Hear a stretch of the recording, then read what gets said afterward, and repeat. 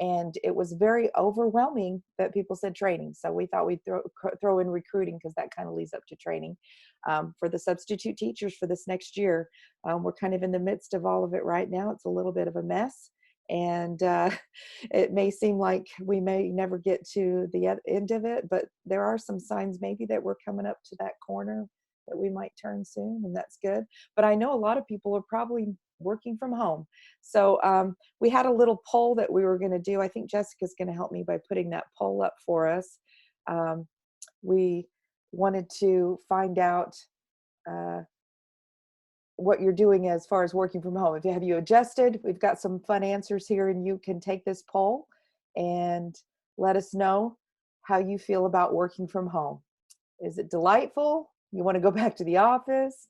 Like me, are you eating too much? Are you bored, crazy, bored out of your mind? Maybe you never knew the dog needed to be walked so often. Maybe you like your kids better than your coworkers, or now you're realizing how much more you like your coworkers better than your kids. Or perhaps you just finished Netflix today or yesterday. So I hope you can get some feedback on that.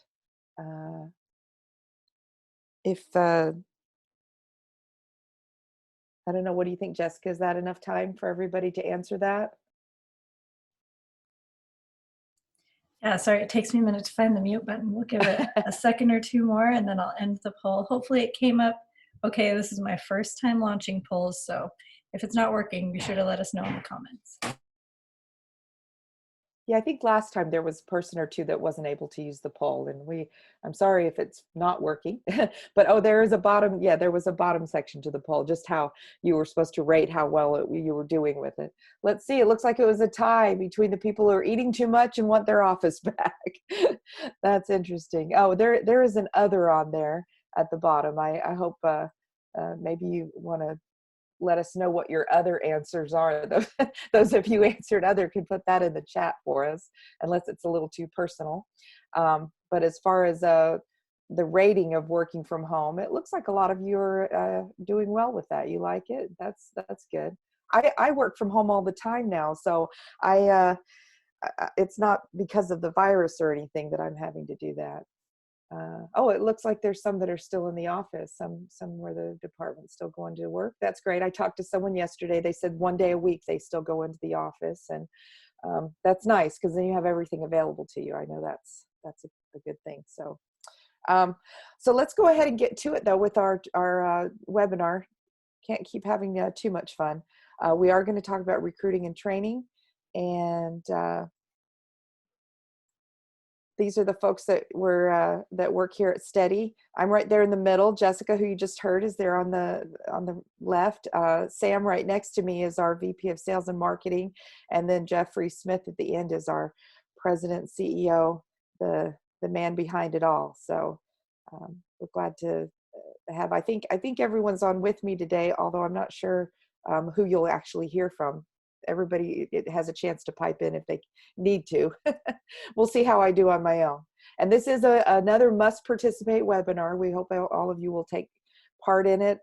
If there's a question, it seems like most of you have already got this now, but you can use that chat feature and just make sure you're replying to all panelists and attendees.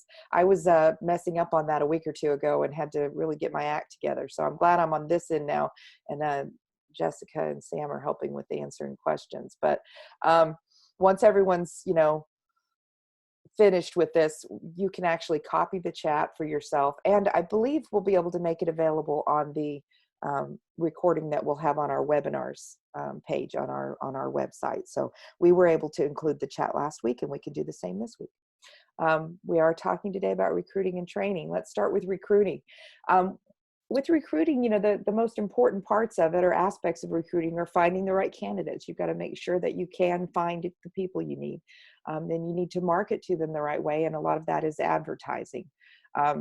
When it comes to substitute teachers, there definitely are certain requirements that you're going to have for your substitute teachers to meet. And we want to make sure that people are the right kind of people that we're going to be having teach our kids and in our communities. So we don't want to get anybody bad in there. So let's talk about, where do you look for your best substitute candidates? Now, this is where that chat feature comes in, because I'd love to hear what the rest of you are doing to, currently find, candidates. Where are you looking for your candidates? And you're welcome to include, to put that in on the chat. I'm not seeing anybody answering just yet, but I hope that you'll start giving us some answers.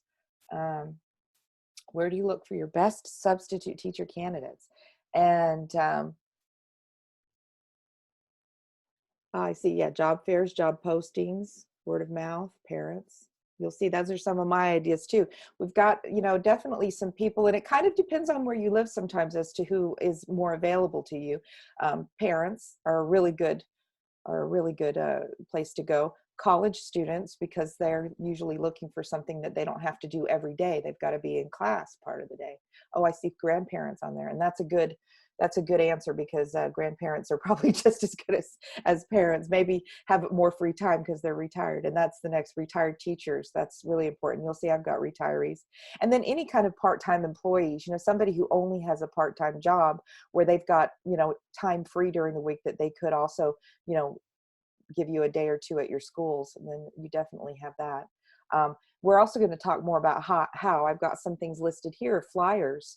And that's not just flyers that you go posting around the, neighborhood or in the community, at the grocery stores, on the windows, and, at the checkouts and things like that. But you could also, use them as mail inserts. I've got that listed down.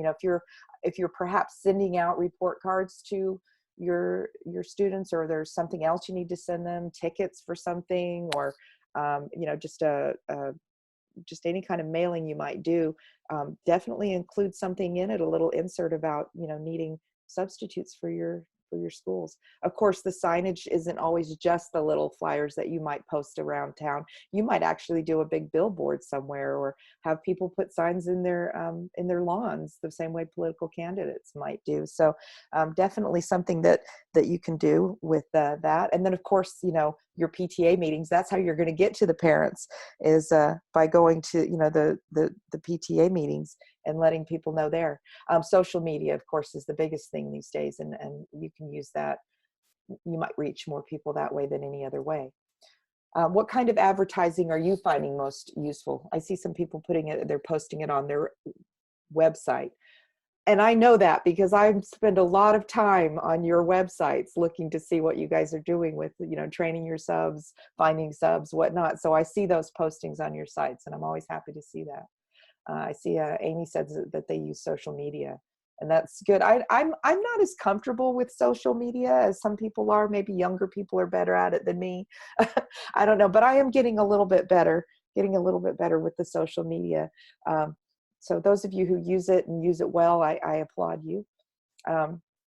Marketing is really important. You want to identify your target audience. We listed some people and the demographics behind it. You certainly do have a certain kind of person that you want to find. And we find that typically, through the surveys that we've run, we find that a lot of our substitute teachers are older. Now, that might mean they're retirees. It might mean they're grandparents. That actually could be both, right? I'm seeing some other ideas on here. Banners, newspaper advertising, things like that's a good idea. So, and then of course you want to determine what's motivating the people to come work for you. A lot of them do just like to be with kids, and that's awesome. They want to make a difference. That's a big deal for some people. And others, it's just because it's such a great job for scheduling. There's a real flexible schedule with substitute teaching, and it is just part-time. They don't want to necessarily work all the time, and to be able to work while the kids are in school, that is so important. So back to advertising, we're hearing newspapers, radio. You could go on the radio. Some people are listening to the radio still, so that might be worthwhile. If you maybe even get a slot in on the television, that could be helpful. Businesses, billboards, online, we were just talking about the social media or the district websites, or even sending out emails to parents asking them to help out. Internally, if you ask your own staff, you may find out that they know somebody who could substitute for you, and that'd be wonderful. And then of course webinars can be use to promote your job needs. You know, you can explain the incentives of it to there. So there are definitely some good things we can do nowadays with the technology available. And I think that one of the best things you can do is show that training is available. I think a lot of times when you're looking for a job, if you think, well, I don't know how to do that job, or I wouldn't feel comfortable, in this case, maybe, you know, going into a classroom in front of 30 students, or, you know, hopefully not that many, but 20, 25 students that I don't even know, you know, that might be a little bit overwhelming, or might make you think that you can't do it. But if you can make it known right there on your website that training is available, then that's going to make a big difference. We know that self-efficacy is really important. You know, if you're not aware of what self-efficacy is, I did not know. I had to learn since I came to STEDI, but that's just kind of where you feel that you're at as far as working, you know, or doing a certain job. And once you know how to do it, once you've been taught the skills, then your self-efficacy is going to go way up, and maybe higher even than what you're actually able or capable of doing. But there's nothing wrong with that. If you feel really good about what you're doing, you're going to do it well. And so that's one thing that we love about providing training. What kind of requirements are your substitute candidates having to meet? Where do you draw the line, if you will? What do you want to know that they are able to do? What are the requirements for your substitute teachers? Experience, yes, experience is great. That's why your retired teachers are sometimes the best, because they do have experience. And the education, you know, somebody who's licensed, that's great. I am well aware that there are districts in many places in the country that are able to find certified teachers to fill all of their substitute teacher requirements, or that has been the case. But it seems that it has turned now. This is of course prior to COVID-19, but it has turned to where there were some of these districts that always could find enough certified teachers to fill their substitute teacher spots suddenly have not. And they have been coming to me saying, well, what can we do? I need to, you know, start finding training for these people. They need the skills, you know, that our licensed teachers have. And I like that when you say that, that they need to have a bachelor's degree. Apparently that might be just in Connecticut, Joanne, or is that just in your district in Connecticut?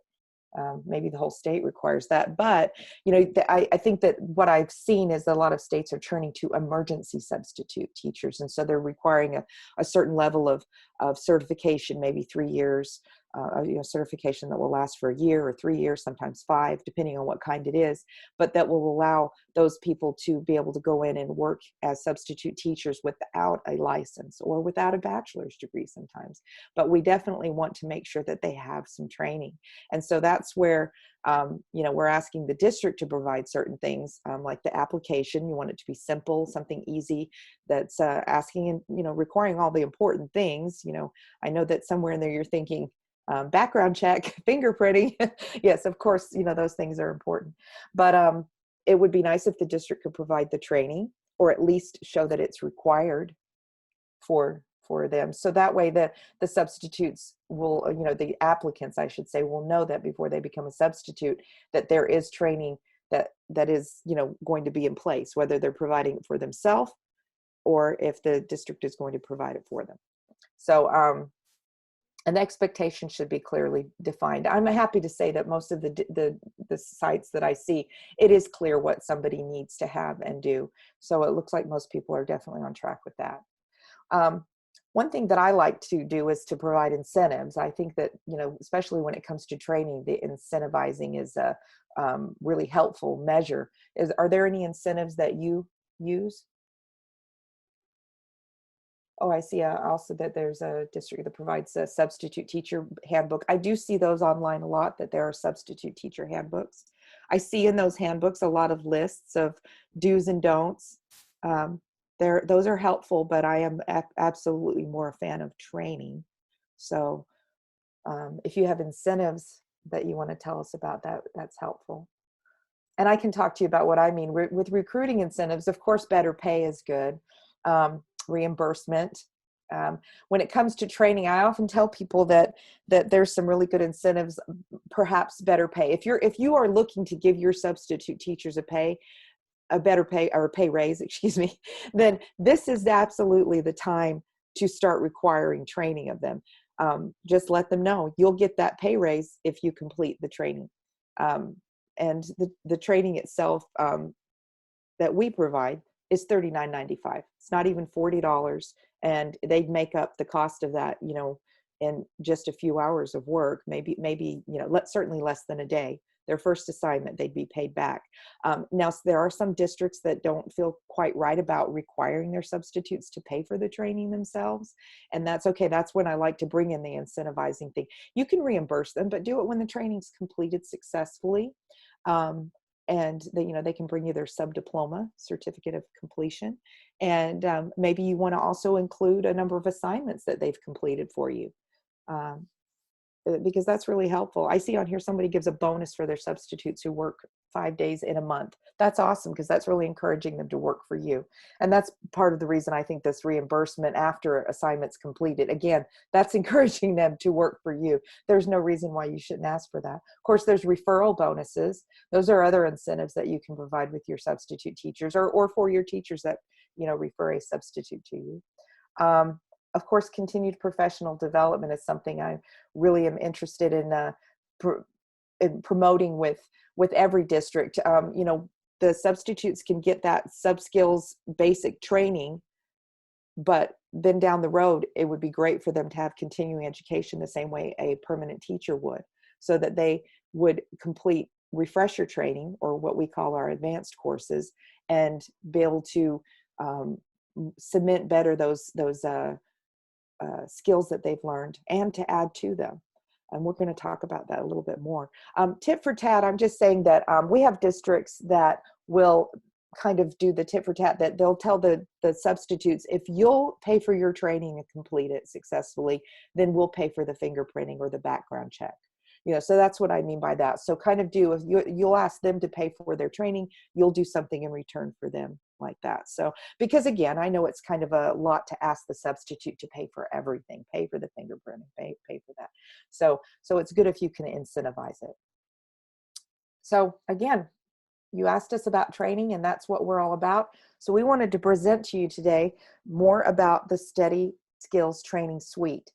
We've come up with several packages that we think that might be really helpful to districts in providing training. And this is not just for substitute teachers. So you may want to be passing some of this information along to directors or assistant superintendents that are above you, to see how they feel if you are only working with substitute teachers yourself. But I do think that a lot of you work with your directors or managers over your HR department, and so you will actually work with more than just the substitutes. So let's start out with the SubSkills training package. Now, a lot of you know SubSkills, our online training course. I know there's some of you that are already using that, or that I have talked to about it.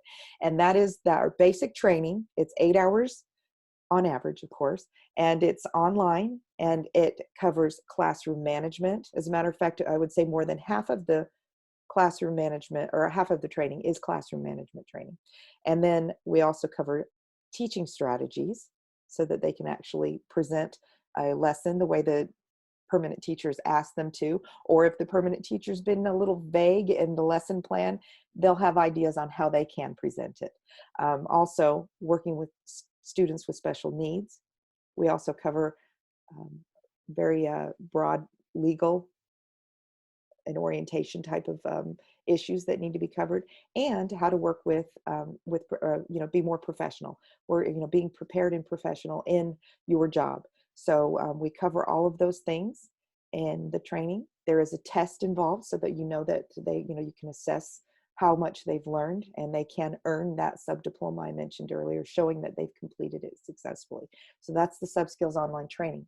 The advanced courses are the ones that I mentioned. We have advanced classroom management, advanced teaching strategies, and advanced special education.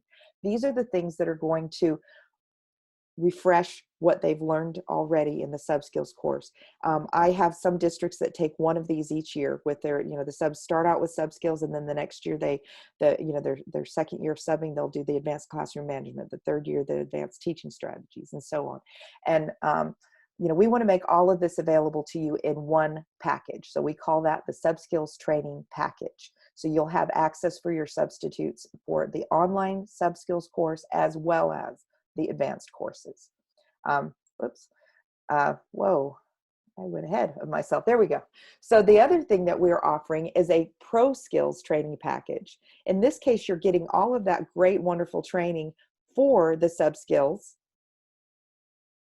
or for the substitutes, excuse me, with the SubSkills training package, but you're also getting training for your paraeducators with our paraeducator training course. You'll get the specialist classroom management course, and that's a classroom management course that's designed specifically for specialists who need to be able to manage a classroom when, whether they're an art teacher, a librarian, computer, lab, somewhere where you've got a group of kids in there that you're teaching or over, you'll want those classroom management skills. A permanent teacher may also need classroom management training. So we have the teacher classroom management course. Don't tell me you don't have teachers that have come in to your, to start working with you with their very first year, and they don't have problems with classroom management at times. Well, I know that happens. As a matter of fact, you probably have some teachers that have been, working for 10 or 20, maybe more years, that still end up having some classroom management trouble with the, just the right student or group of students that could suddenly present a problem. So we have those courses for them. We have an online teacher remote training course that we've just been putting together. We also have a parenting magic course. This is great for people that just, it's something they can take home, especially, in this time of the COVID-19, we realize that sometimes the parents are the ones having to teach the kids, and it's good for them to understand behavior management. And that's the main thing that Parenting Magic focuses on, coming up with ideas to work with your kids. Fill rate course is for our sub-managers. I don't know if I'm trying to recall if any of you that are on this list have actually taken that fill rate course with us. I think a couple of you have. And that is for sub-managers. It's everything from creating your sub-task force to recruiting, retaining, training, all the way to making your schools STEDI ready to receive the substitute teachers. Make sure your principal and the secretaries and the other teachers there are making subs feel welcome. So we have a fill rate course that is set up for that purpose alone, to help the sub managers, people just like yourselves. The AdminSkills training package is the highest step up. It is very specific for administrators and managers, and we want to include those SubSkills and the ProSkills all together, and to provide that Fill Rate Academy, which is an academy of 11 sessions that we did for sub-management and sub-managers and HR managers in the past year. And we would give you access to all of those sessions. And that includes everything from, setting the expectations, creating the sub-task force, all those things that I've talked about. But we're giving you, all access to all of that information, and exclusive one-on-one mentoring. So we want to make sure that that you can get that too. So we want to make sure that I can help you, explain more to you about all of these packages. I'm sure I'm throwing out a lot of information here right now that's presenting a lot of questions. So I hope you'll feel welcome to contact me later about these, and it will be available here in this presentation that you can go back to. The benefits to your substitute teachers are they're going to be getting university-based online training curriculum. I'm not aware that that's available any other place than through us. There's also a private Facebook group. When people complete their training successfully, they have the opportunity to join our Facebook group. It is a really active group. Jessica could probably speak to that better than me, but I know that there's lots of people on there every day talking about the experiences they've had and how, what's working for them and handling, different things with students. I'm sure there's activity ideas and things like that being suggested or shared and suggested. We have our biweekly sub-suggestions newsletter. So everybody gets that when they are signed up with us as a substitute teacher. And our giveaways, we make that available to all substitute teachers across the country. We give away great things too. Apple Watches, Kindle Fires, Amazon gift cards. I think we've given away Olive Garden gift cards, really good stuff. And I would say that one of the best things is the positive and friendly, support group that's there. We also have really great customer service that is available to our substitutes. Usually they're talking to Lisa, and I think she's the best. But also, if they get Jessica or me or somebody else too, we try to be, we're all pretty helpful, I think. The organization, your district, is also going to get the benefits of unlimited access to training, because that's what we're doing. These packages, any of the training that you're seeing available, there'd be unlimited access to that training. So that means, if you want to have every one of your substitute teachers take SubSkills, they can do it.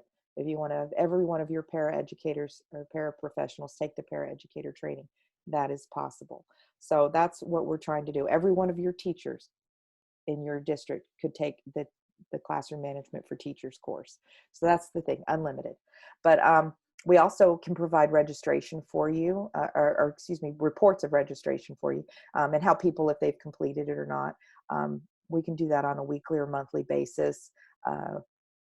If there's no changes, we usually wouldn't send you one, but that's something we're happy to provide for you. We have a video we can put on your website too, to help encourage substitutes to want to, or applicants to want to become a substitute. We also are known for our sub-manager newsletters. That's how a lot of you found out about this, is through a sub-manager newsletter that we sent out, but we do make those available to anybody in your department. And dedicated client support. That's me and Sam. We love working with you guys. If you have any questions at all, we're more than welcome or we're more than happy to help you, and you're more than welcome to ask us your questions. Hey, Kelley. Yeah. If we could remind everyone to change your chat messages to attendees, but you change it to all panelists and attendees, that would be helpful. I guess there's some people that aren't seeing some chats that people are doing because they haven't changed the to all panelists and attendees. So if they could do that, that'd be great. Oh yeah, if it's just going to all panelists, you might have received an answer from someone, but not everybody would have seen it. And it's better if everybody can see it, because then everybody who has that same question can get the answer. We are getting a little bit towards the end here, but I wanted to show you. So these are those things that I was just telling you about. And we set up some pricing that was very specific to smaller districts. But if there's any districts that are over 12,000, you can see in that yellow line that you can call for a quote, and we would certainly work with you to show that. I just spoke with someone yesterday, and we talked about the pricing, and I know that I'm going to be speaking with her again today, and I know she's been on this with us. We talked about the pricing for providing, their district happens to be just under 6,000 enrollment, and for all of the substitutes that she was intending to purchase SubSkills for, it was going to be just about $3,000.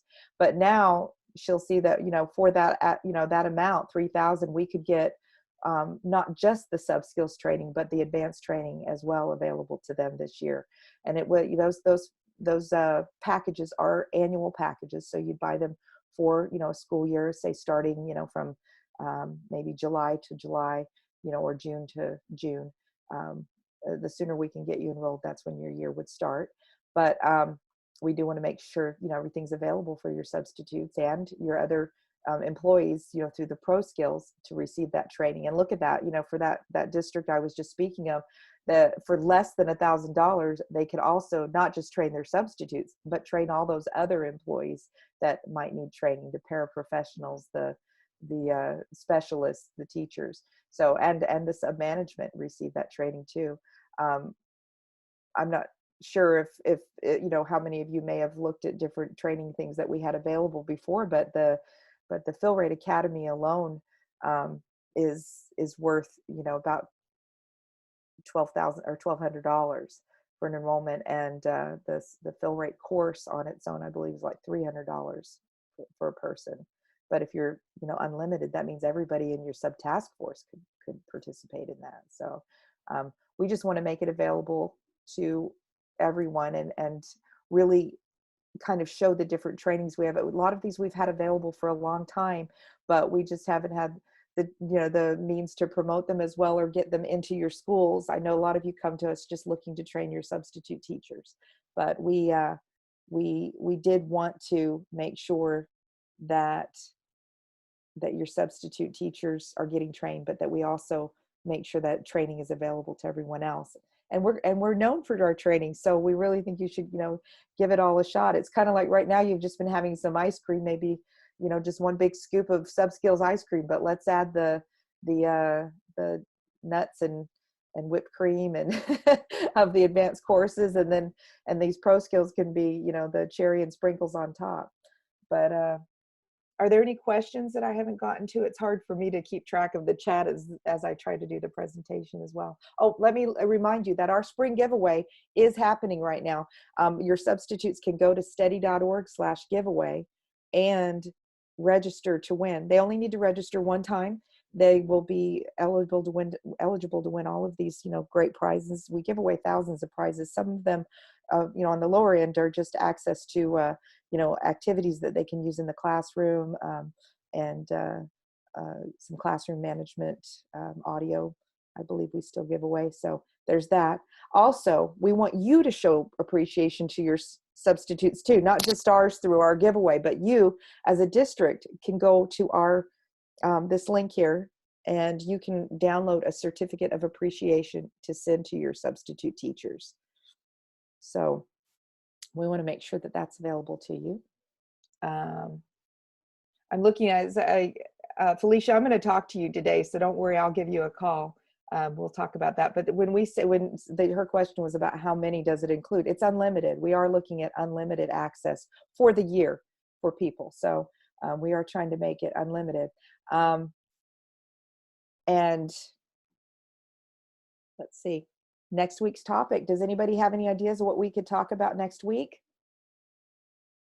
Anything that you've been thinking, wow, I wish somebody could help provide some guidance or help with a certain issue?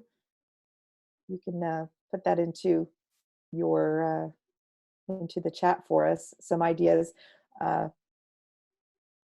We kind of split this up where I'm doing this webinar today with more of our smaller school districts, and then I believe we'll be having a similar webinar on Thursday for larger school districts. So if you've already participated in this one and you happen to see that we're doing another one on Thursday, you don't necessarily need to come back into that one, but it's just the way we've got, but we'll hear what they are having to say too. So we would love to get any feedback. You're welcome to reach out to me, to Sam, to Jessica, any of us. That's our contact information there. I'm right there in the middle, and I am the one that typically works with the districts of your size, so I would love to speak with any of you that I haven't spoken with. If there's some of you I haven't spoken with in a while, so I'd love to talk to again. I'd love to hear from you again and see what we can do to help all of you out. Thank you for participating today. We're thankful to have all of you here. Again, this will be available probably by the end of the day, by the end of the workday. I believe that you'll be able to go back. So perhaps if you joined us late, or if you wanted to, share this with one of your coworkers about, what this is all about. And certainly, I know, like I said, there's a lot of information, so I imagine you may want to return to it yourself just for all the information that's there. But please feel free to reach out to me to get more information as well. So thank you so much, and I believe that we will go ahead and end this for the day. But thank you again for joining us, and please keep an eye out for a webinar next week. We should be doing another one next week.